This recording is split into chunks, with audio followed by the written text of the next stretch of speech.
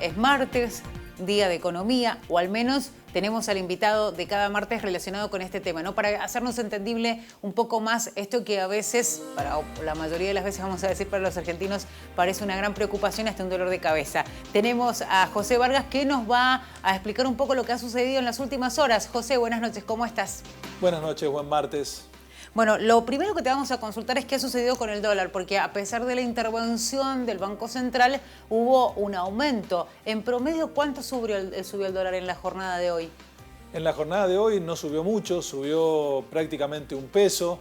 La preocupación se dio en que ha sido un día con mucha incertidumbre, mucha volatilidad, demasiados rumores. De hecho, el presidente de la Nación convocó a una reunión del Gabinete Económico, inclusive el presidente del Banco Central a última hora. Se desplomó la bolsa, cayeron los bonos, se desplomaron las acciones, se disparó el riesgo país por arriba de los 2.000 puntos básicos, una barrera psicológica y mucho temor hay en la economía nacional. Y evidentemente el Banco Central hoy intervino 7 veces, 7 subastas, 7 licitaciones para poder contener el tipo de cambio y que solamente subiera un peso. Es decir que hoy se desangró casi con 300 millones de dólares. Después de las PASO el Banco Central ha intervenido con 1.000 millones de dólares, es mucho lo que ha perdido, básicamente para intentar contenerlo solamente un peso. El mercado está muy demandante de divisas y esto evidentemente es una mala señal para el gobierno nacional y para el Banco Central que seguramente todavía están reunidos con el presidente de la Nación para ver qué tipo de medidas empiezan a aplicar, porque la principal orden que tenía el nuevo ministro Lacunza era mantener el tipo de cambio, pero la pregunta es siempre a costo de qué o a costa de qué, y ahora las reservas internacionales están sufriendo las consecuencias. Bueno, nos vamos a detener un poquito en el riesgo país porque cuando veíamos, ¿no?, la cantidad de puntos que ya había sumado, se hablaba de una cifra récord y se citaba a el 2001, ¿puede ser? Sí, por allá por el 2001 la cifra superaba los 3.000 puntos básicos. Era otra situación muchísimo más compleja. Ahora estamos cerca de los 2.000 puntos básicos. De hecho, en la jornada de hoy lo logramos superar. Es un dato sumamente negativo y esto tiene que ver con una calificadora internacional que es la que releva este tipo de índices y está mirando en la Argentina qué pasa con las acciones, qué pasa con los bonos fundamentalmente y con la incertidumbre electoral que hay.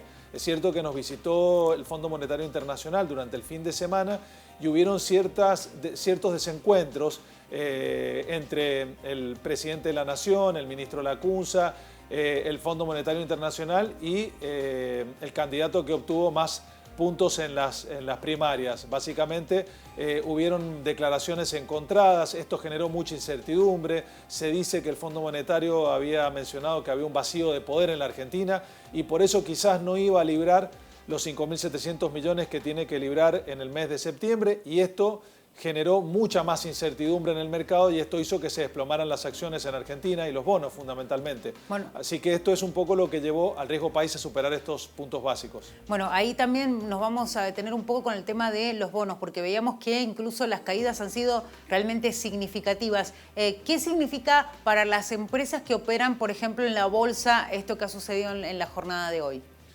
Lo que ocurre básicamente es que las empresas emisoras de estos bonos, que normalmente buscan financiamiento y que tienen un valor de mercado, cuando empiezan a ver que se desploman sus acciones y se desploman sus bonos, es porque hay desconfianza con respecto a la economía argentina. Primero y principal, si es una empresa privada, que en el futuro va a poder hacer frente a estas acciones o a estos bonos que ha emitido en su momento. Y los bonos del gobierno nacional caen mucho más rápido, porque está claro que el gobierno nacional no tiene sustento en cuanto a las reservas que está empezando a perder y no logra equilibrar las cuentas públicas. Y en un gobierno que genera incertidumbre porque ha perdido las primarias y evidentemente las encuestas no le están dando a favor, esto es un cóctel sumamente complejo para que estos indicadores muestren estos números que están mostrando. Hay bonos del gobierno nacional que descendieron más del 14% en la jornada de hoy. Nadie los quiere y todo el mundo los vende y cada vez los venden más rápido. Esto hace que su cotización se desplome cada vez más fuerte.